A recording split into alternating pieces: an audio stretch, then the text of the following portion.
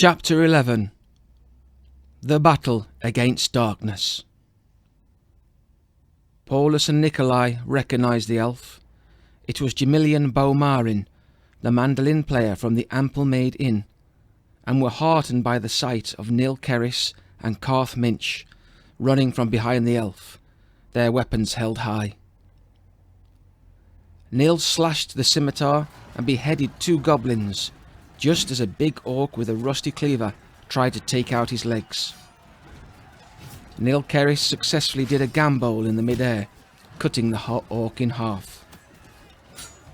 Carth was wading through the orc and goblins with his warhammer, counting each kill, with a big smile on his face as they piled up orc kills.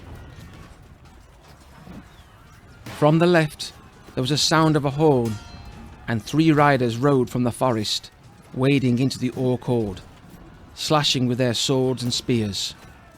They wore the blue tunic of Tamwort, and Guard Captain Besfed was at the front, hacking and slashing at the foul creatures.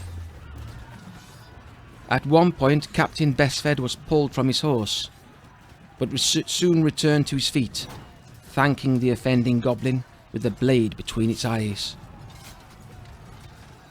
Lord Meleron howled with anger, and redirected his magic black arrows at the elf, who immediately turned into a white owl to escape the barrage of missiles, and flew high into the air. Now that the music had stopped, the orcs regained their senses and began to attack again. Lord Meleron, still floating in the air, span round furiously trying to hit the white owl with his dark arrows, when Paulus saw his chance. Using his magic, he flew into the air, and from his staff he cast a light arrow which pierced the left shoulder of Lord Meleron, who screamed in agony as he was hit. He fell from the sky, hitting the side of the ruined tower on the way down, and the remaining orcs and goblins, seeing their master defeated, soon began to flee into the woods, falling over each other to escape. Lord Meleron was writhing in pain when his Paulus and Nikolai came upon him. His eyes furtively looked from figure to figure, with panicked terror as he rummaged in his cloak. Lord Meleron found a black crystal, which he began to whisper into, until a large magic portal appeared. The image on the other side of the portal was a wall of shiny black flesh, with 1,000 eyes, and a massive gaping mouth with razor-sharp teeth. Lord Meleron attempted to crawl towards the portal until he was cut short by a warhammer which came crashing down upon his head, leaving it a lump and bloodied pulp on the floor. "Susan says hello, you flipping evil blackguard, right?" Nikolai said as he withdrew the bloodied warhammer.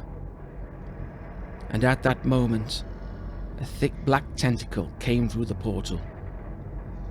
The heroes readied their weapons to fight, but the tentacle instead lifted Kelvar Meleron off the ground, carrying the body through the gateway. The gigantic creature's many eyes appraised the adventurers with pure hate as the portal began to close. And the last thing the adventurers saw was the creature feast upon the dead body of Kelvar Meleron. "What can somebody do? It's flipping so much hate and evil, right?" Nikolai said in despair. "We endure, Nikolai. We endure," Paulus said, as Captain Besfed, Gemilian Beaumarin, Neil Kerris and Carth Minch